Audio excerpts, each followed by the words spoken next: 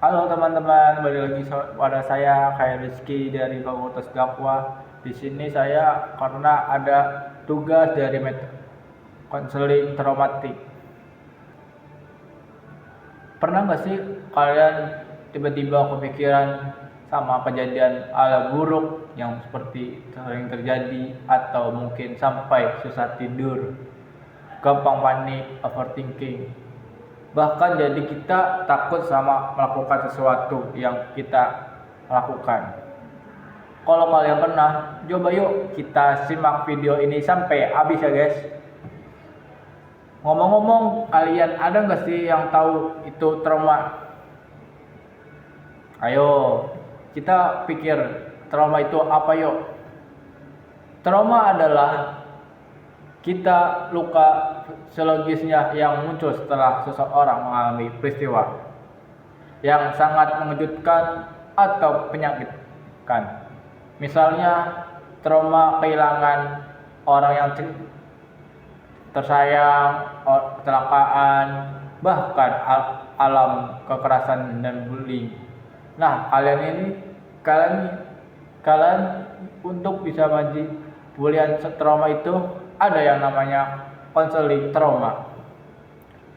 Tujuannya yaitu bukan hanya menghapus kenangan buruk, tetapi juga untuk membantu seseorang agar bisa berdamai dengan melanjutkan kehidupannya.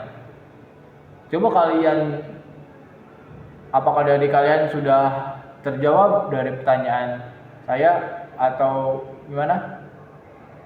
Kalau kalian sedang banyak tugas atau dikejar deadline atau punya banyak masalah, biasanya kalian rasakan yaitu adalah pusing, sulit tidur, bahkan mudah marah, sulit fokus. Tidak bisa jadi tanda stres. Sebenarnya kita juga normal, tapi terus menerus bisa berdampak buruk loh pada kesehatan.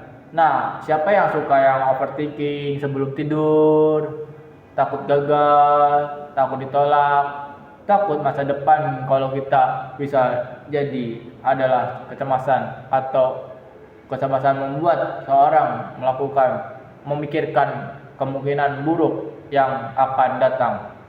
Bahkan itu juga belum pernah terjadi loh. Tapi kalau kalian rasa sedihnya berlangsung lama, kehilangannya semangat hidupnya, bahkan aktivitas yang biasanya kalian sukai jadi enggak menarik lagi, itu bisa mengarahkan pada depresi. Dan kondisi ini tidak boleh dianggap sepele loh.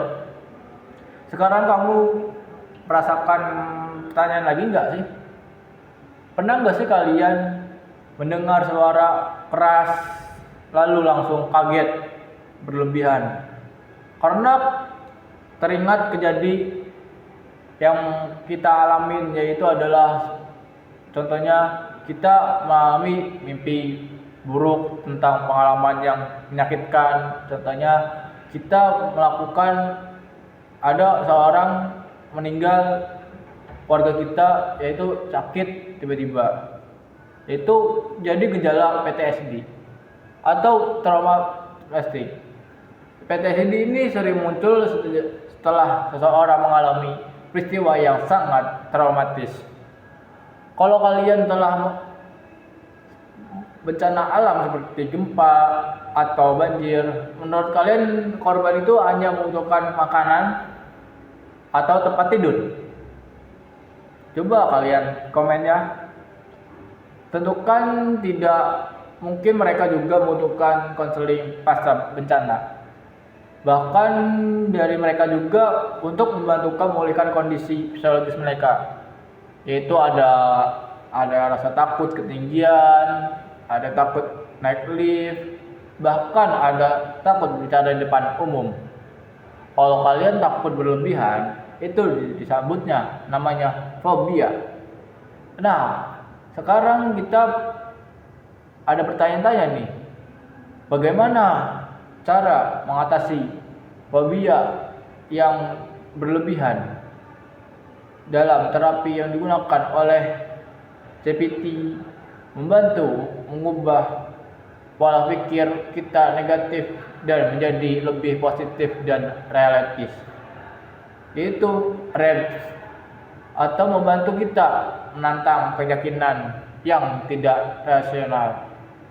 Hipnoterapi yaitu membantu kita seseorang lebih rileks dan mengolah pikiran yang mengganggu. SAFE yaitu adalah menggabungkan pendekatan spiritual dan teknik-teknik ketukan ringan untuk membantu mengolah emosi seseorang. Sinematik terapi itu kita juga menjadi film sebagai media untuk kita menarasikan diri. Sebagai contoh, logoterapi itu adalah membantu kita seseorang menemukan makna kehidupan meskipun sedang menghadapi penderitaan. DPT yaitu kita juga membantu menggali akar-akar masalah psikologis secara lebih mendalam. CSDI itu digunakan untuk membantu korban setelah mengalami kejadian trauma dan atau bencana. Jadi teman-teman, kesehatan mental itu bukan bahkan sangat penting. Dengan keadaan kesehatan fisik, kalau tangan kita terluka, kita berobat.